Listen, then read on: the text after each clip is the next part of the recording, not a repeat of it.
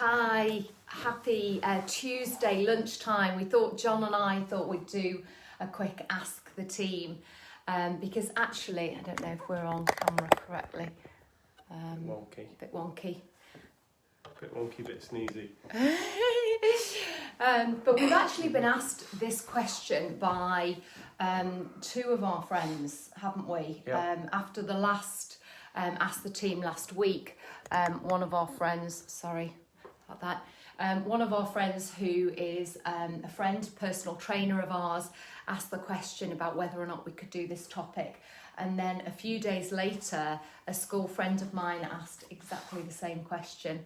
So the Ask the Team this week is about the key differences between Airbnb and a buy-to-let proposition. Yeah, well, I mean, everybody calls it Airbnb. It's a bit like calling something a Hoover, and it's just that generic term. But for most other people, it's serviced accommodation, it's holiday accommodation. We just call it Airbnb.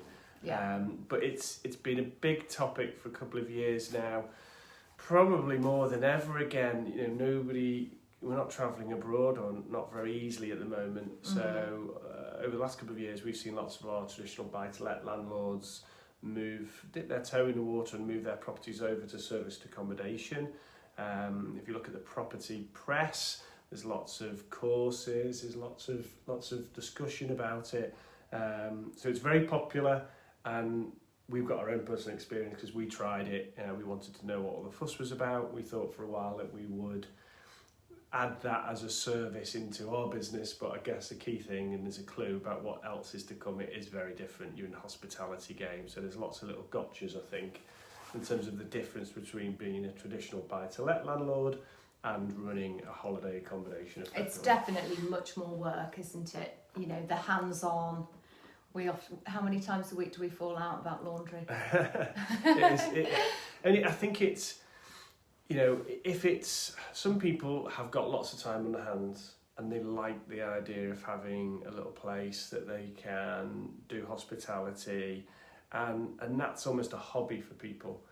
So what I say to people is, if you want a hobby and that's the kind of thing you like. Did we want a hobby? No. If you're very busy people, then you need to think twice. Yeah, get someone to manage it. Get someone to manage it if you're busy. If you want to do it and be very hands-on, you know, it can work incredibly well.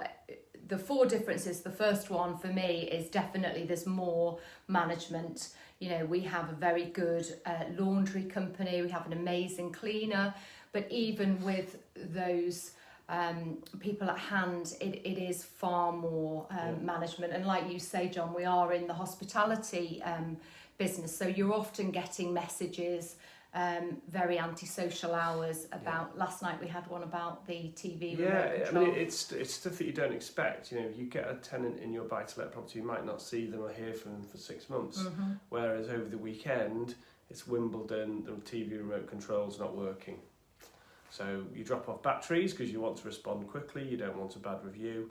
Then you hear yesterday that actually it's not the batteries, there's a remote control. So, you know, you're then trying to source quite quickly a TV remote control for an older Samsung TV. That's the kind of thing you don't tend to get if you've got a traditional buy-to-let property. Yeah, and I think, you know, in that first difference, not only is it the higher management, but it's the higher costs. So the utilities, the TV license, the subscriptions, you know, all of the additional costs are definitely one of the very, very big differences. Yeah. So it's the same old story like any investment, isn't it? Do your sums up front, like a buy-to-let. The thing about serviced accommodation, it's high returns but high costs. Make sure you bake everything in. We've obviously got some experience about the kind of costs that we've experienced over the last few years. Happy to share those with everybody, but you know, it looks great on paper because of the returns, which can be, you know, pretty high, you know, £100 plus a night, which looks fantastic compared to a traditional buy-to-let. But make sure you've got your costs factored in. Definitely. We also have specialist mortgage. You know, obviously, if you're going to buy-to-let, you've got very many providers that will want your business. When you go into a specialist mortgage for holiday accommodation, that is quite limited. to only a few companies. I dare say there's probably people out there who've probably got serviced accommodation and just stuck, gone with it and stuck with a buy-to-let mortgage. As you said, technically, you really need to have something specific to holiday accommodation, and again, a much narrower group of lenders and slightly more interest rate. Yeah, and insurance, it is higher risk. Because obviously when you do a buy-to-let, you go through tenants who move into buy-to-lets are always referenced, you know who they are, what they're planning on doing.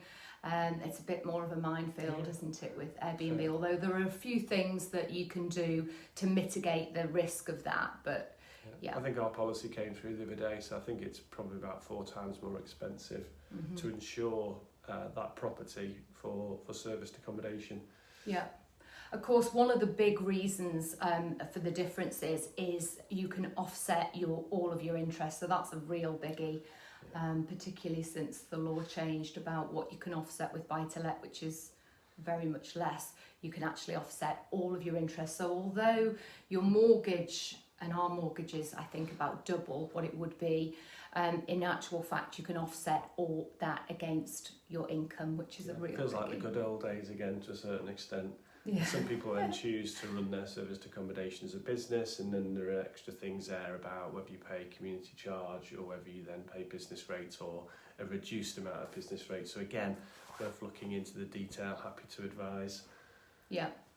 And the best, I think, is for last, and you touched on this, but the returns, if you do it well and if you monitor the local trends to make sure you get maximum money, the returns can be really, really good. Yeah, and we haven't quite mentioned it, but one of the questions that came over the weekend was about so how do you manage your calendar?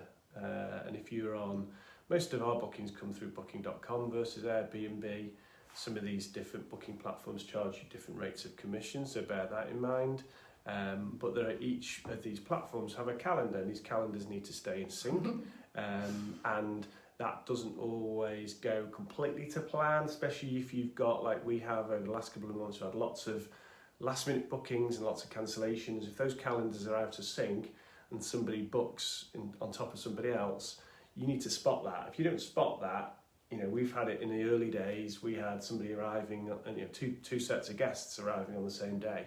We had to then go and find alternative accommodation for them and so on. So, there's the technicalities of that, but done right, again, either spending some time on it personally or through a third-party company, you can then start to, supply and demand and charge a bit more during the races, for instance, and you can really make it work for you. So, but again, just factor that in. Yeah. So please do reach out to John and I if we can help with your Airbnb or indeed your buy-to-let. We'd absolutely love to help in any way we can. You can give us a call on our telephone number, which is 01244 313 900, or just drop us a message. Thanks so much for watching.